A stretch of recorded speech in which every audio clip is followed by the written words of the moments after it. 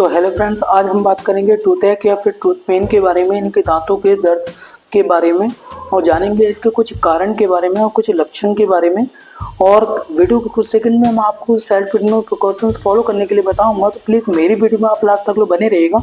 खास करके ऐसे लोग जिनको टूथएक यानी कि पहले से कोई गम्स इन्फेक्टेड है। तो मेरे साथ स्वागत करते हैं एज ए जनरल फिजिशियन। अगर आप मेरे यूट्यूब चैनल पर नए हैं तो please subscribe my channel Mahalakshmi primary health care.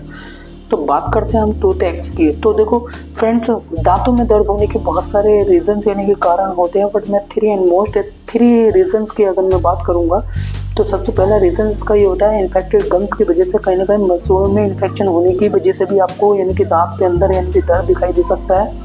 या फिर दूसरा रीज़न ये होता है कि लाइक दैट यानी कि आपको माइंड कंसंट्रेशन किसी भी चीज़ पे नहीं होता और आप कोई सी भी चीज़ यानी कि खा रहे होते हैं फिर चबा रहे होते हैं, तो उस दांत के बीच में जो जीभ का यानी कि कट जाना या फिर मसूड़े का फट जाना, उसकी वजह से भी आपको यानी कि पेन होता है। और तीसरा रीज़न इसका ये होता है कि कहीं ना कहीं एक क्रैक्स ऑफ टूथ यानी कि दांत का टूटने की वजह से भी आपको पेन हो सकता है। तो थ्री रीजंस होते हैं इस दांत दर्द होने के। अब मैं कुछ लक्षणों के बारे में बता देता हूँ। अगर इस प्रकार से आपको दांत के अंदर पेन हो रहा है तो क्या क्या लक्षण आपको दिखाई दे रहा है, जैसा कि फीवर का होना यानी कि बुखार का होना, हेडेक सर दर्द का होना, और उसी की वजह से यानी कि एक्सीडेंटल या फिर ट्रॉमास की वजह से उसी एरिया पे यानी कि चोट लग गई हो उसकी वजह से भी आपको यानी कि पेन का होना, या फिर अराउंड द टीथ यानी कि दांतों के चारों ओर स्वेलिंग सूजन का आ जाना।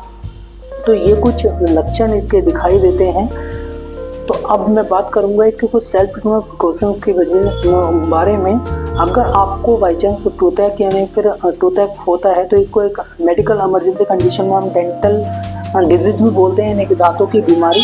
तो फर्स्ट ऑफ ऑल, अगर आपको टूथएक या फिर टूथ पेन दांतों में दर्द होता है तो सेल्फ ट्रीटमेंट के तौर पर आप कैटलॉग टैबलेट्स ले सकते हैं। 10 mg में आती है, 20 mg में भी आती है, बट सभी मार्केट्स के अंदर अलग अलग ब्रांड्स में अवेलेबल होती है। आप वो सेल्फ ट्रीटमेंट के तौर पर ले सकते हैं। उसी के साथ में आप पेंटो 40 टैबलेट्स उसके साथ में ले सकते हैं। उसी के साथ में आप कोई एंटीबायोटिक जैसे कि मोनोसैप 200 mg होगी, आप फर्स्ट ऑफ ऑल यानी कि फर्स्ट एड के तौर पर आप उसको ले सकते हैं। अदरवाइज अगर उससे आपको रिलीफ नहीं मिल रहा है तो कहीं ना कहीं आपको कोई ना कोई गम से इन्फेक्टेड हुआ है तो आप कंसल्ट करते हैं, किसी भी ऐसे डॉक्टर से कंसल्ट कर सकते हैं जो कि डेंटिस्ट है। डेंटिस्ट डॉक्टर क्या करते हैं कि आपकी एक ओपीजी कराते हैं और ओपीजी से ही पता चल पाता है, इनके दांतों के एक्सरे से ही पता चल पाता है कि क्या गम्स के अंदर इन्फेक्टेड हुआ है, जैसे कि पेरियाज वगैरह होते हैं, बहुत सारी बीमारीज होती हैं।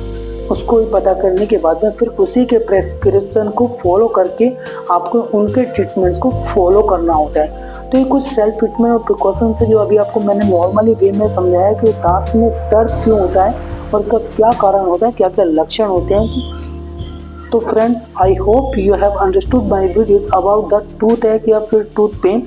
तो फ्रेंड्स, मिलते हैं नेक्स्ट टॉपिक पे नेक्स्ट डिजीज के साथ, and then take care, bye bye friends.